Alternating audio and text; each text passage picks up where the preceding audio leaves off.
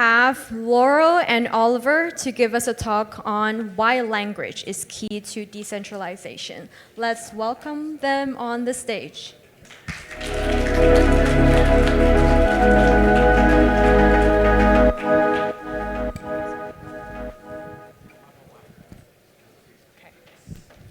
Are we here? Yes, I think we are.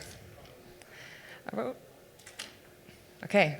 Hi, everyone. I'm Laurel, Internationalization Project Manager at Consensus, working mostly on localizing MetaMask. And I'm Oliver. I'm from Customer Success, also at Consensus. We're going to spend the next 5 minutes remixing some old, tired cliches to explain why human languages are essential for decentralization of Ethereum. So don't put all your nodes on 2 continents is our first one. What we mean by this is that over 50% of the active nodes on the Ethereum network are in the United States. And of the top 5 countries, 73% of the nodes exist between North America and Europe. I think we have a slide for that, right? Yes, thank you. Thank you. And 99% of stablecoins are pegged to the US dollar, again concentrating DeFi within the influence of the traditional financial system. Right now, the tech that we're building may be stifled by the tech that already exists.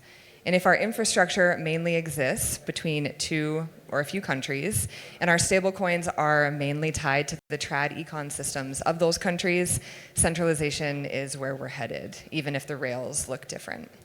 But we can avoid this. All it takes is talking to people, and maybe not necessarily the ones that are already in this room. Yeah. So how do we get those people in this room, right? Our proposal is that the users and the use cases are out there, and we just need to get them in here. So let's take a look at the data. This is from A16Z's State of Crypto report that came out recently. So until 2020, you can see over there, even if there were people speaking different languages and living in different countries, you couldn't see it, right? It's imperceptible, or there's too much signal and noise. And then you can see, like in 2018, this big blue wedge thing, that's like, you know, we're bootstrapping, we're getting it off the ground, and so we're looking at mainly people from the USA. But then by the time a few years have gone by, here in 2021, we can see these big peaks coming out of Nigerian and Indian and Turkish users.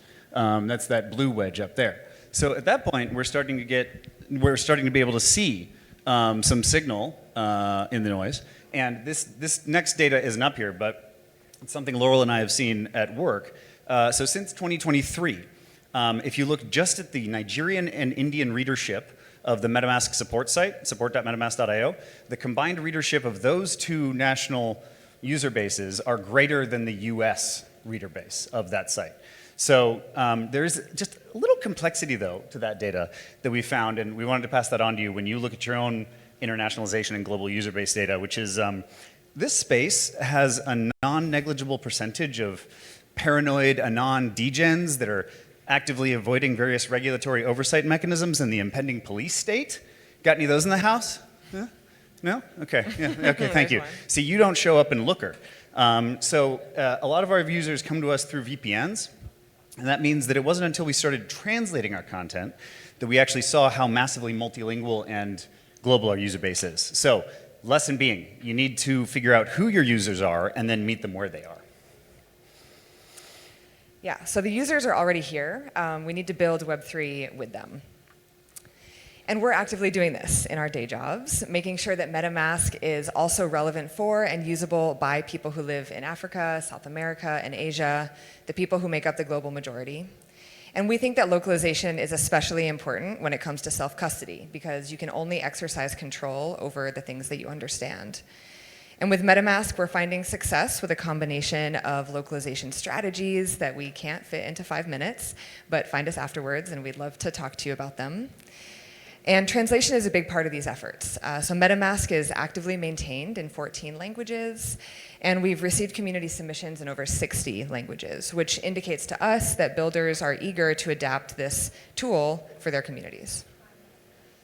So we did a test recently, and we translated the MetaMask homepage and download page into 9 languages based on what little country-level data we have about our current users, which shows that our largest user bases are across the continents I mentioned before, the African, South American, and Asian continents. And in just 2 months of serving a localized homepage for most of the languages we served, we saw a dramatic increase in users who clicked the call to action to download MetaMask. And we had a lot of traffic from users with their browsers set to these languages before we localized. And the increase in engagement signals to us that once we localized, people whose best languages were perhaps not English could understand the utility of a tool like MetaMask better, and then could make the decision to use it. So this is the core of what we believe, that people all over the world are ready and willing and wanting to participate in Web3, and it's up to all of us in this room to communicate what we're offering in a way that's relevant to them. So moving quickly here, no, it's fine, it's fine. We do need to make this better together, right? And there's a lot of arguments over what words can mean and how we get there to a place where we can all work together.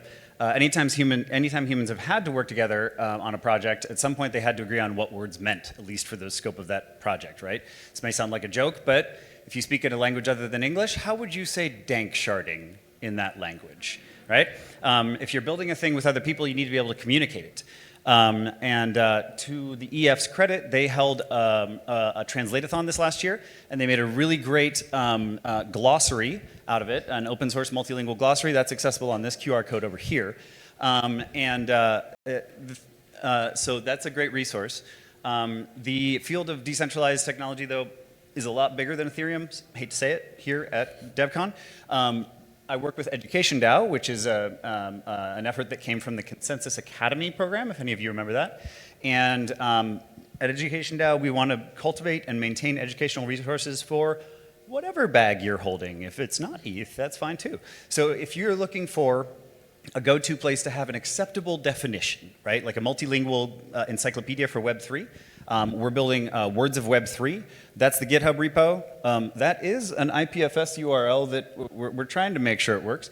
So the website is up at that URL, but you know, it's loading off of IPFS, so it's fun.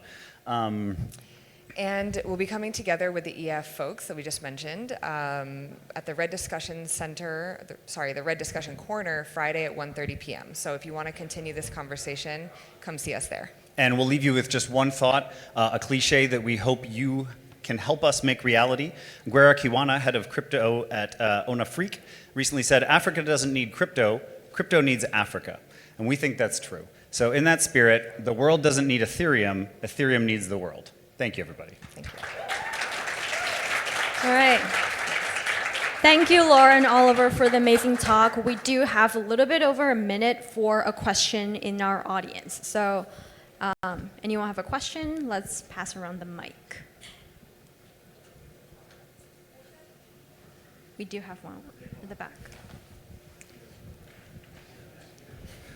Hey guys, great subject matter. I love learning about this. How do we offer support to these users in different languages? When they have a question, we want to make sure that we have active support for them quickly.